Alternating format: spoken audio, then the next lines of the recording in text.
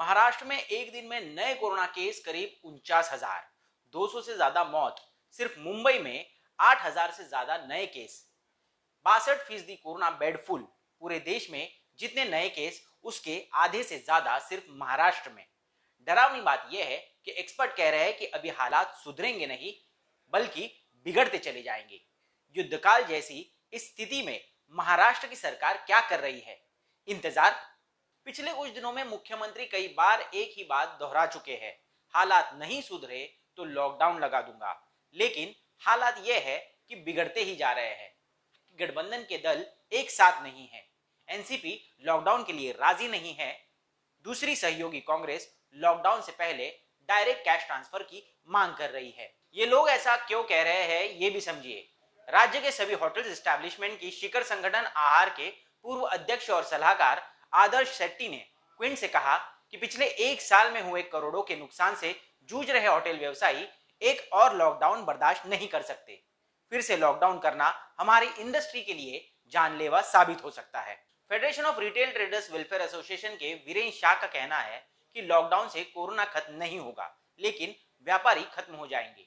पिछले साल लॉकडाउन से व्यापारी कर्ज में डूब गए हैं। अभी धीरे धीरे गाड़ी पटरी पर आ रही है। लॉकडाउन सहने की ताकत अब व्यापारियों में नहीं बची है। महाराष्ट्र रिक्शा टैक्सी चालक मालक कृति समिति के अध्यक्ष शशांक राव ने क्विंट को बताया कि लॉकडाउन के दौरान ट्रांसपोर्ट पर इतना बुरा असर पड़ा है कि लगभग 25% रिक्शा बैंक के किस्त ना चुकाने की वजह से जब्त कर लिए गए हैं। लॉकडाउन होने से सिर्फ मुंबई में रिक्शा वालों को हर दिन 20 करोड़ का नुकसान होता है।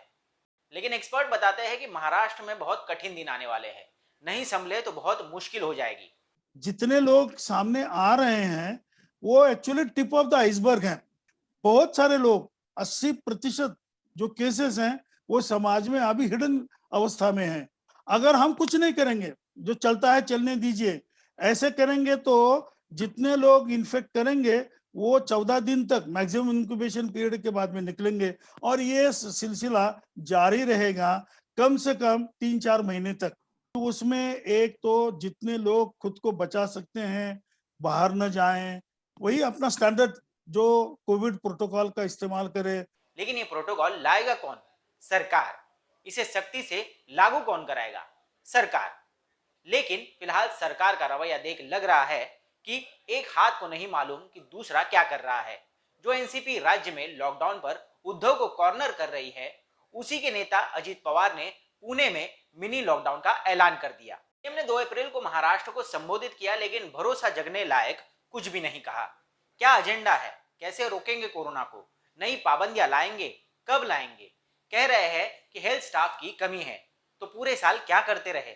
लोगों की जान की कीमत पर सियासत कर रहे हैं क्या? जिंदगी और मौत के सवाल पर गठबंधन के साथियों में सहमति क्यों नहीं है? या पूरी सरकार ही सचिन वजह में बच गई है?